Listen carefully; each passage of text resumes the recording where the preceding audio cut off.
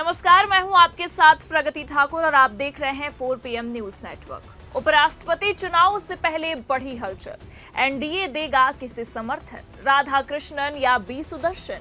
नीतीश क्यों भागे दिल्ली बिना कोई प्रबंधन? अगर हो गई कोई अनबन तो क्या टूट जाएगा गठबंधन?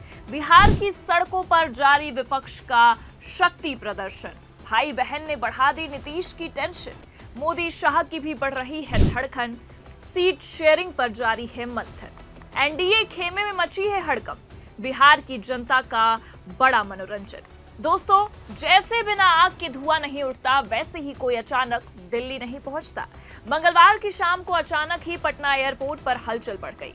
पता चला सीएम साहिब दिल्ली के लिए रवाना होने जा रहे हैं। अब देखिए, नीतीश जी का दिल्ली जाना कोई पहली बार तो नहीं है, लेकिन वक्त काफी मायने रखता है और ये वक्त बड़ा खास है क्योंकि उपराष्ट्रपति के चुनाव होने जा रहे हैं और इसके बाद बिहार विधानसभा चुनाव सिर पर खड़ा है। उधर विपक्ष बिहार में गदर काटे हुए है। अब तो राहुल की बहन प्रियंका भी पहुंच गई है। वोटर अधिकार यात्रा बिहार की जिस भी गली नुक्कड़ में पहुंच रही है, एनडीए का सफाया होता जा रहा है। उधर सीट शेयरिंग को लेकर अलग ही उलझन है। मंत्री नेता आपस में भिड़े हुए नजर आ रहे हैं। ऐसे में उनका दिल्ली दौरा सियासी गलियारों में हलचल मचाने के लिए काफी है, लेकिन इसमें एक मोदी के खास मंत्री का रोल भी अहम नजर आता है, जो शायद कोई ऐसा संदेश लेकर आया था जिसे सुनकर नीतीश खुद को दिल्ली जाने से रोक ही नहीं पाए। तो कौन था वो मंत्री, मैसेंजर, और क्यों भागे भागे दिल्ली पहुंचे नीतीश कुमार, जानेंगे हम आज इस रिपोर्ट में। दोस्तों, किक फिल्म का एक डायलॉग तो आपने सुना होगा, आप डेविल के पीछे और डेविल आपके पीछे, टू मच फन। ये लाइन दरअसल बॉलीवुड की स्क्रीन से निकलकर अब भारतीय राजनीति के मंच पर उतर आई है। फर्क सिर्फ इतना है कि यहाँ डेविल कोई एक नहीं है। कभी मोदी नीतीश के पीछे दिखाई देते हैं तो कभी नीतीश मोदी के पीछे दिखाई देते हैं।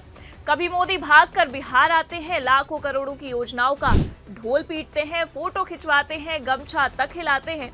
तो आज नीतीश कुमार बिहार का सारा कामकाज छोड़कर दिल्ली भागे हुए हैं। बताया जा रहा है कि नीतीश 2 दिन राजधानी में ही रहेंगे और यही 2 दिन इस पूरे राजनीतिक समीकरण में बड़े मायने रखते हैं। इस दौर की अहमियत को और बढ़ा देती है एक और खबर। बताया जा रहा है कि नीतीश न सिर्फ विधानसभा चुनाव की तैयारियों पर बीजेपी नेताओं से चर्चा करेंगे, बल्कि 9 सितंबर को होने वाले उपराष्ट्रपति चुनाव पर भी बात हो सकती है। एनडीए की ओर से सीपी राधाकृष्णन को उपराष्ट्रपति का उम्मीदवार घोषित किया जा चुका है और जेडीयू पहले ही उनके समर्थन का ऐलान भी कर चुकी है। तो सवाल ये उठता है कि जब समर्थन पहले ही घोषित हो गया, तब दिल्ली जाकर मिलने की क्या जरूरत थी? और यही तो राजनीति का कमाल है, जहां हर मुलाकात का मतलब सिर्फ शिष्टाचार नहीं होता, वहां हर हाथ मिलाना दरअसल भविष्य के समीकरण की डील होती है। दिल्ली जाने से पहले पटना में एक और दिलचस्प सीन देखने को मिला। केंद्रीय मंत्री धर्मेंद्र प्रधान नीतीश कुमार से मिलने उनके आवास पर पहुंचे। दोनों नेताओं के बीच लंबी चौड़ी बातचीत हुई।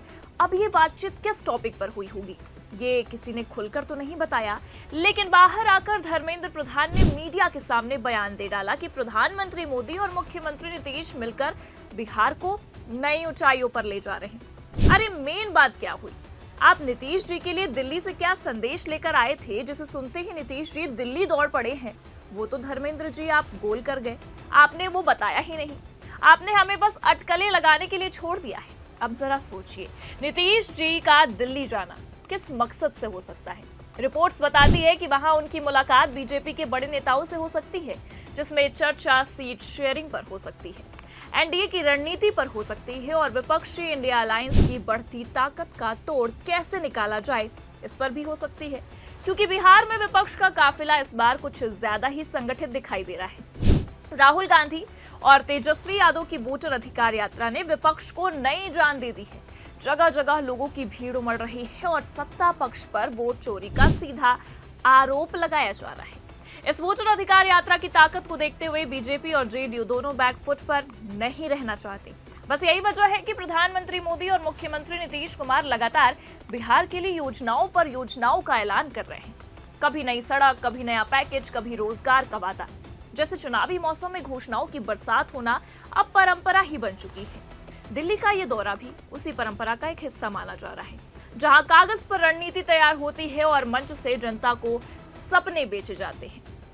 दिल्ली पहुंचने के बाद नीतीश कुमार की मुलाकात बीजेपी के अध्यक्ष जेपी नड्डा और गृह मंत्री अमित शाह से भी होने की संभावनाएं हैं और यही वो मीटिंग है जिस पर सबकी निगाहें हैं, क्योंकि इस मुलाकात में तय होगा कि बिहार में एनडीए का चुनावी चेहरा कितना मजबूत होगा।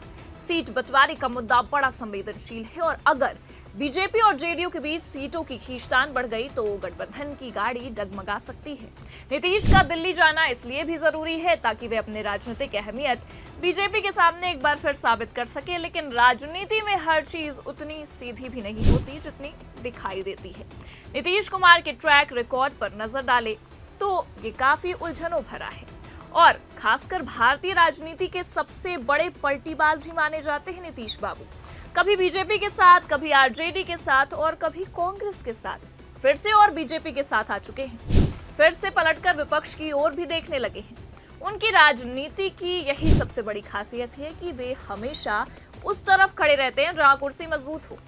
दिल्ली का ये दौरा भी क्या किसी नई पार्टी का इशारा है? ये सवाल हर किसी के मन में है। देश की रणनीति को समझने के लिए जरा बिहार के मौजूदा हालातों को आप समझिए। एनडीए के सामने इस बार बड़ी चुनौती है। विपक्षी इंडिया अलायंस में राहुल गांधी, तेजस्वी यादव, अखिलेश यादव, एमके स्टालिन और हेमंत सोरेन जैसे दिग्गज नेता शामिल हैं। इन नेताओं की मौजूदगी विपक्ष को एक व्यापक चेहरा देती है और इस बार मैदान में प्रशांत किशोर भी उतर चुके हैं जो खुद को जनता का विकल्प बता रहे हैं। ऐसे में बिहार का चुनावी रण अब साधारण दो दलीय लड़ाई नहीं बल्कि त्रिकोणीय, बल्कि कहे तो बहुकोणीय मुकाबला बन चुका है। इसलिए एनडीए अपनी रणनीति को लेकर सतर्क है। बीजेपी और जेडीयू दोनों अपने वोट बैंक को बचाए रखने की पूरी कोशिश कर रहे हैं। यादव वोट आरजेडी के पास जाता दिखाई दे रहा है, मुस्लिम वोट कांग्रेस की तरफ झुक रहा है और युवा वोटरों को प्रशांत किशोर लुभा रहे हैं। ऐसे में नीतीश और मोदी का गठबंधन अगर एकजुट होकर मजबूत रणनीति नहीं बनाता तो सत्ता वापसी करना बेहद मुश्किल हो सकता है। यही कारण है कि नीतीश ने अचानक दिल्ली दौरे का प्लान बनाया और इस दौरे की डिटेल भी सार्वजनिक नहीं हुई। सूत्रों का तो कहना है कि नीतीश की दिल्ली यात्रा का कार्यक्रम अचानक ही बना है। मंगलवार की शाम वे पटना से दिल्ली रवाना हुए और 2 दिन वहीं रहेंगे। इन 2 दिनों में वे बीजेपी के वरिष्ठ नेताओं से मुलाकात करेंगे और चुनाव के अलावा कई अहम मुद्दों पर भी चर्चा करेंगे। लेकिन देखिए, नीतीश कुमार की खासियत यही है कि वे कभी भी साफ साफ नहीं बताते कि उनकी असली योजना क्या है, उनके दिमाग में क्या खिचड़ी पक रही है। उनकी राजनीति का फंडा ही यही है कि धुंध पैदा करो और उसी धुंध में अपना रास्ता निकाल लो। तो दोस्तों, अब असली सवाल यही है कि आखिर नीतीश दिल्ली क्यों गए हैं? क्या वे सीट बंटवारे पर अपनी शर्तें मनवाने गए हैं? क्या वे एनडीए में अपनी अहमियत का वजन दिखाने गए हैं? या फिर क्या ये उपराष्ट्रपति चुनाव की आड़ में कोई बड़ा राजनीतिक सौदा करने की कोशिश है? और सबसे दिलचस्प सवाल, क्या ये किसी नई पार्टी का इशारा है? नीतीश कुमार की राजनीति में इन सब सवालों का जवाब ढूंढना आसान तो नहीं है, लेकिन ढूंढना जरूरी भी है। नीतीश के अचानक बने दिल्ली दौरे को आप कैसे देखते हैं और इस पूरे समीकरण पर आपकी क्या राय है? कमेंट करके जरूर बताएं। ये खबर कैसी लगी लाइक और शेयर जरूर करें और अगर चैनल पर नए हैं तो सब्सक्राइब और ज्वाइन करना ना भूलें। देखते रहिए 4 PM न्यूज नेटवर्क। नमस्कार।